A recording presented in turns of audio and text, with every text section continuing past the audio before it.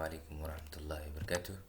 إن شاء الله تعالى maanta waxaan ka hadli doonaa WBC waxa loo yaqaan. Okay, WBC macnihiisu waxa waaye waxa laga soo gaabiyay white blood cells. Okay, macnihiisu waxa waaye unugyada cas unugyada cadcad. Okay, macnihiisu waxa waaye white blood cells macnihiisu waxa waaye white macnihiisu waxa waaye cadaan, bloodna waa unugyada dhiigga cadcad. Okay, waxa laga gaabiyay magaca kale ee loo yaqaan white blood cells waxa loo yaqaanaa waxaa loo soo gaabiyaa horta white blood cells WBC. Okay, maxaa kaloo loo yaqaanaa waxaa loo yaqaanaa leukocyte.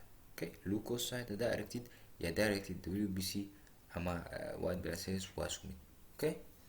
Okay, ayaga markii laga hadlayo white blood cellska waxaa la lahaa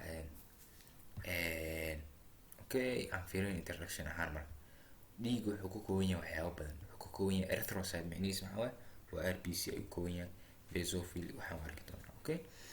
Okay, intaan gudaha gelin aan fiirin farqiga u dhexeeya maxaa waaye WBC iyo RBC. Okay, WBC iyo RBC waxaa la yiraahdaa farqiga u dhexeeya waxaa waaye WBC waa wuxuu leeyahay nucleus. Okay, nucleus ayuu leeyahay, halka RBC aan kusoo sheegnay inuusan lahayn wax nucleus inuusan lahayn. Okay, WBC wuxuu leeyahay mitochondria waxyaabo organs ayuu leeyahay, RBC ma laha. Okay, laakiin life span-ka ama noolaanshaha RBC iyo WBC waxaa badan RBC ay in badan noolaan karo 120 days. Okay, laakiin WBC ga half life kiisa ama intuu noolaan karo aad ay ugu yar tahay markii la barbardhigo RBC marka. Okay, this is wuxuu noo sheegi doonaa dhiig muxuu ka samaysan yahay, composition of blood muxuu ka samaysan yahay red blood cells, white blood cells, platelet iyo plasma. Okay, plasma u badan inta ugu badan plasma ka samaysan yahay, red blood cells oo ku xig white blood cells iyo platelet ayuu ka samaysan yahay. Okay, platelet wuxuu ka samaysan yahay xinjirowga, plasmihi qaybta plasmaha waaye, white blood cells jirka muxuu ka qaabilsan yahay arki doonaa. Okay, classification white blood cells waxaa kala qaadi doonaa laba nooc. Okay, kuwa la yiraahdo granulones iyo kuwa la yiraahdo agranulones. Okay, macnihiisu maxaa loo wadaa waxaa jiro granulones macnihiisu waxaa waaye kuwa leh granulon ay leeyihiin. granulones waxaa la yiraahdaa granulones macnaha calories ay qaataan oo kale. Okay, kuwan waxaa la yiraahdaa malahan granulon. Okay, granulon malahan. Okay, granulon kuwa leh oo granulones ka qaato yaa waxaa caansan basophil, neutrophil iyo eosinophil. Okay, neutrophil oo madax waxaa ku xiga basophils iyo eosinophil, saddexdaas waxay soo hoosgalayaan granulones ay soo hoosgalayaan. Okay, yaa marka granulones yaa aan granulones malahan kuwa waxaa granulones macnihiisu waxaa waaye granulones malahan waa. Okay, yaa kuwaas waa lymphocyteska iyo monocyteska. Okay, ma kala hena classification leukocyte waxaa kala qaadaynaa kuwa leh granulones iyo kuwa aan lahayn granulones. Okay, kuwa granulones kala yaa waa neutrophil, basophil iyo eosinophil. kuwa aan granulones kala lahayn yaa waa lymphocyte iyo monocyte. Okay, morphology of white blood cells qaabkay u yaalaan hadaa fiirino. Okay, waxaa la yiraahdaa neutrophilka markaa ka hadlayna qaab structure-kiisa waxaa la yiraahdaa waa multilobed. Okay, lobiyo badan ayuu leeyahay, multilobed ayuu leeyahay. koo labo multi waa. Okay, wuu badan yahay lobiskiisa. Sidoo kale waxaa la yiraahdaa neutrophilska markii laga hadlayo maxaa la yiraahdaa neutrophilska multilobed waa. sidoo kale ay waxaa la yiraahdaa waxay qaataan calories ay qaataan maxaa waaye waxay qaataan base iyo acid isku jira meena. Okay, macnihiisu waxay qaataan calorieska oo isku dhigmo. eosinophil muxuu qaataa granulones uu qaataa maxaa waaye waa red oo kale. Okay, hadaa ka soo qaad neutrophil wuxuu qaataa hadaa dhahno red iyo blue calories ayuu qaataa. Okay, granulones uu qaataa maxaa waaye waa red iyo blue ayuu qaataa. Okay, waxaan dhahnay neutrophil waa multilobed, sidoo kale granulones uu qaataa waxaa waaye waa base iyo acid ayuu qaataa. Okay, awmaana marka hadana eosinophil asiga waxaa la yiraahdaa waa bilobed. Okay, bilobed waaye. Okay, bilobed waaye. sidoo kale asiga waxaan dhahnay wuxuu qaataa la yiraahdaa acid color. Okay, ama red color ayuu qaataa, guduud ayuu qaataa. Okay, eosinophil muxuu qaataa guduud ayuu qaataa. Okay, basophil awmaana asiga structure-kiisa basophil asiga waa bilobed. Okay, bilobed waaye. sidoo kale asiga waxaa la yiraahdaa wuxuu qaataa base ayuu qaataa. base means maxaa waaye blue color ayuu qaataa. Okay, blue color ayuu qaataa. kala fahma please structure-da. waxaa ogaanayna hadana monocyte asiga waxaa la yiraahdaa waa kan ugu weyn, largest kan ugu weyn maxaa la yiraahdaa white blood cells waa this one. asiga waxaa la hal qayb ayuu yeelaa. Okay, this area kale way banaantahay, cytoplasma way banaantahay, clear way wuxuu qaataa hal qayb ay isku aruuriyaan meena.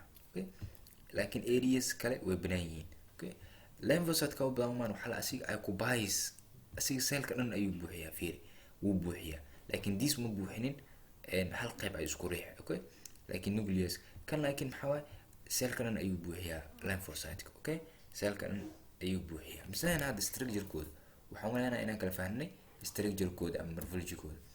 Okay, normal white blood cells countigiisa meeqay gaarayaan la yiraahdaa waxa la waxay gaaraan counting markii la xisaabayo qofka markaa WBC sina waatid normalkiisu waxa la waa 4000 ilaa 11000. Okay, 4000 iyo wuxuu dhaxayaa ilaa iyo 11000 ayuu dhaxayaa asal fahanaysaa. Function code maxaa umar function code hada fiirina soo koobno function code waxa la yiraahdaa neutrophil markii la hadlayo waxay sameeyaan phagocytic bacteria jirka markay soo gasho difaaca ugu horeeya ee bacteria ka hortaga jirka markuu soo galo neutrophil. Okay, waa askarta waa jirka askari maxaa waaye hadii maxaa la yiraahdaa waxay maadan ayaga horbaxay. Okay, askari waa markaas neutrophil bacteria and other pathogens markii jirka soo gala asabaxay. Okay, eosinophil maxay qabtaan eosinophil asiga wuxuu qabtaa waxyaabaha allergy ku saabsan. Okay, asiga inta badan waxa waaye langi waxa meelahaas uu ka shaqeeyaa. Okay, allergy wax markuu jiro eosinophil ayaa shaqeynaa. Okay, neutrophil shaqo ma kula monocyte asiga kuwan waa ka duwan yahay. Monocyte waxa waaye asiga jirka caadi markuu wareegayo wuxuu u wareegaa qaab monocyte laakiin tissue markuu galo ama cellka markuu galo wuxuu isku bedelaa asiga macrophage. Okay, monocyte ama macrophage waa isku mid taas ogaada. Okay, inta fiirino subtype neutrophil multilobid waa soo sheegnay waxa sinayta shaqadeed maxaa waaye bacteria ama fungi infection markuu jiro inay ka hortagto. Okay, most common fast response waa to microbe waa sheegnay waa mid ku wareysay ay jawaab ka bixinayso markuu jirka cudur soo bacteria ama soo gasho. Eosinophil bilobid waa parasite infection markuu jiro allergic infection markuu jiro ay waxay ka bixisaa jawaab ay ka bixisaa. Okay, ayada ayaa shaqeyso. Basophil ayadana waxaan waa multilobid allergic markuu jiro. Okay, allergy antigen response markii la sameeyo ayada waxay soo deysaa badanaa histamine muxuu sameeyaa vasodilation. Okay, lymphocytes-ka ay waxa kamid ah lymphocyte kamid ah CD4 iyo CD8. Okay, CD4 maxaa macnihiisa waxa waaye AIDS oo kale HIV AIDS intuu weerar badan waxa weerar CD4 kan. Okay, CD4 macnihiisa waxa waaye waa madaxtooyada oo kale madaxtooyo meel oo laga maamulo dadka soo hadii laga qabsado meeshaas oo kale ka war maxaa misnu xiji kartaa adiga isnu xiji kartaa meeshaas oo kale adoo laga qabsado lamid CD4 marka HIV jirka markuu soo gala meeshaas uu qabsanaa markuu la wareego macnihiisu waxa jirka dhan asaa maamulay marka. Okay, monocyte waxa waa phagocytic waa maxaa la yiraahdaa they become waxay noqdaan tissue markay soo galaan macrophage ay noqdaan.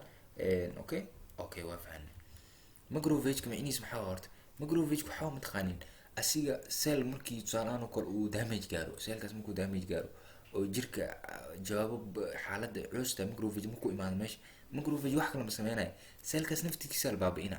Okay, qof oo dhaawacay waa la meesir ka war camal marka saas xamul waa macrophage. Neutrophil waa kan waxaan naani phagocyte kill bacteria iyo dilaa. Okay, mediate inflammation waa asiga halka eosinophil aan dhaanay phagocyte uu ku yahay parasite ko kale jirka markay soo galaan eosinophilka parasite-ka ayuu active ku yahay isoo kale principal allergic response oo kale markay jiraan.